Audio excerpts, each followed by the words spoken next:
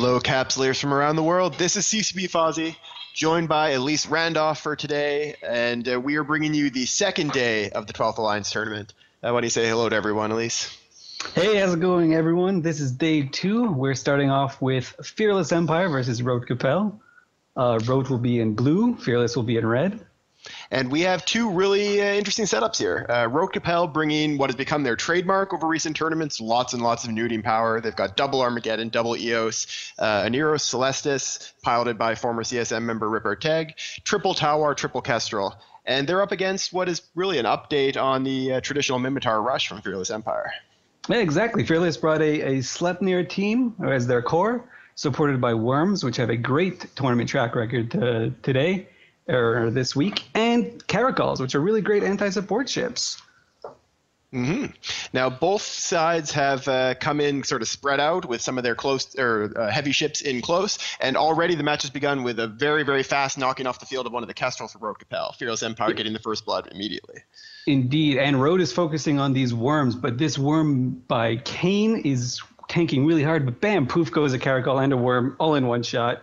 Mm-hmm. These drones are nothing to mess with.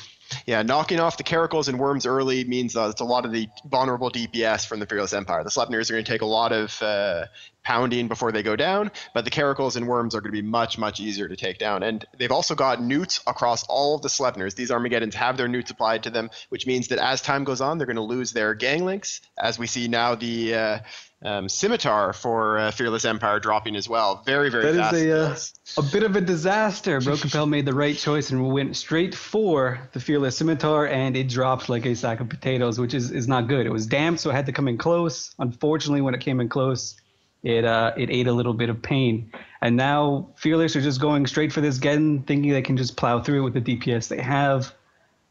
Maybe it'll work. It's possible, but the Geddon isn't going down very quickly at all. They've actually got split fire. We're seeing damage to both of the Geddons. Pretty significant damage, actually. They're both eating into armor a little bit, but that's not what you want to be doing. You need to focus your damage to be able to get through the reps of this Aneros. Yeah, this is quickly turning into a bit of a disaster for this poor Fearless Empire team. Road looking pretty good with this setup. I mean, it's a setup that you would expect them to bring. But hey, they're executing with it, right? They executed with it very well. The very fast kills of the Caracal and Worm, and then hitting that Scimitar right away, and while keeping their Aneros alive. I mean, they're up against some very fast tackle and DPS in the Worms and the Caracals, and those would be ships that would be very dangerous to Aneros. But the Aneros pilot was able to keep himself out of danger, as we see the first Sleipnir drop for Fearless Empire. Yeah, this is all but over, unfortunately. It looks like Road only lost one ship, and that was the one that accidentally warped to the beacon at 0. This setup by Road, so smart. Like, the execution, so smart. Everything about it, I don't know how Fearless could have done any more than they did. Yeah, I mean, Fearless brought ships that aren't too vulnerable to newts, to their credit. If they expected to have some Armageddons up against them, bringing Sleipnirs and Caracals and Worms is a pretty decent choice. But unfortunately, when you lose your Scimitar that quickly, there's just nothing you can do against the DPS of 2 Eoses and 2 Armageddons.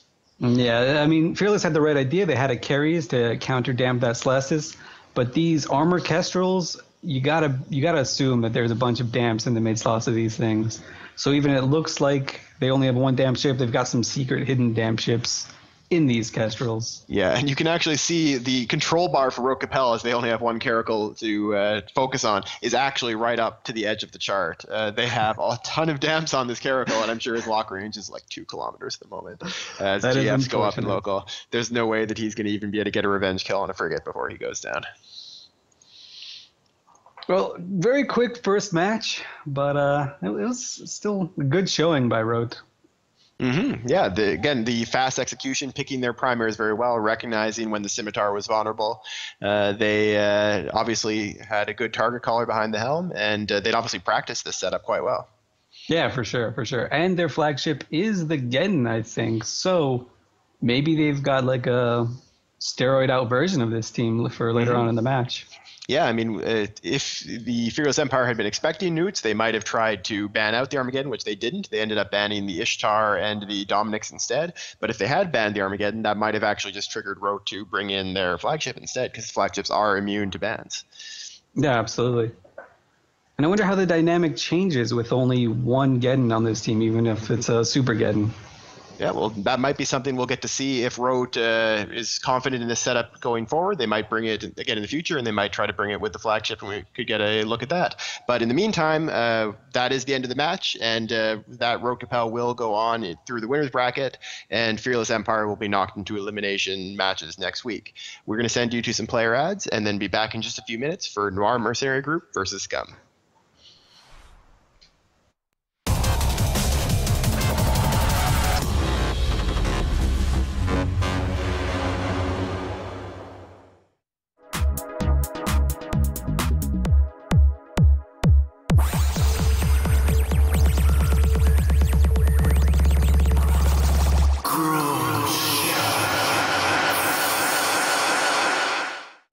Do you like spaceships?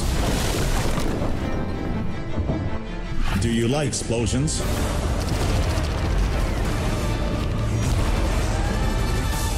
Airlock Media, we make your corporation look good.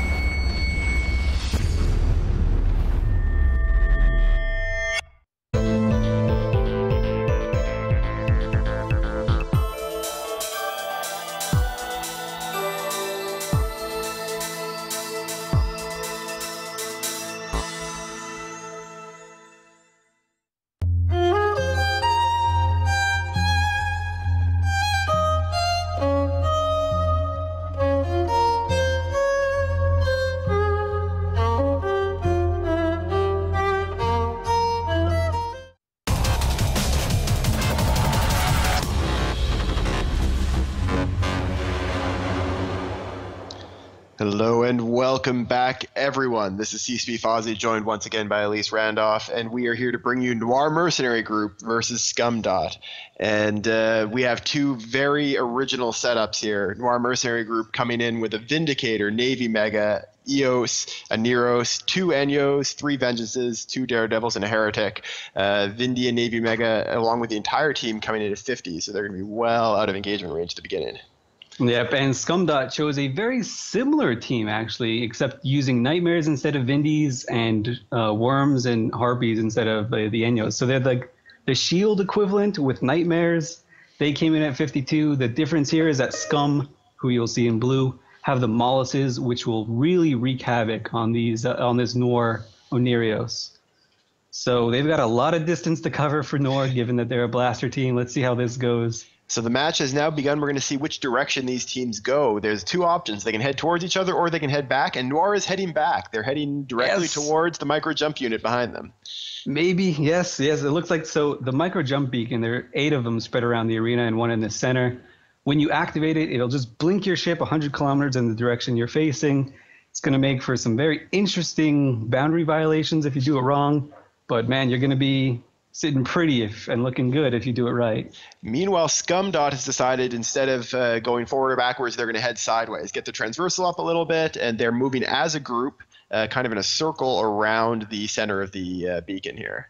Yeah, you're going to see that this is a really common tactic. They're just going to sort of corral the team in and force them to rush in. The team that rushes in first is usually the one that's at a disadvantage because their DPS ships can get tackled apart and sort of it's suboptimal, really.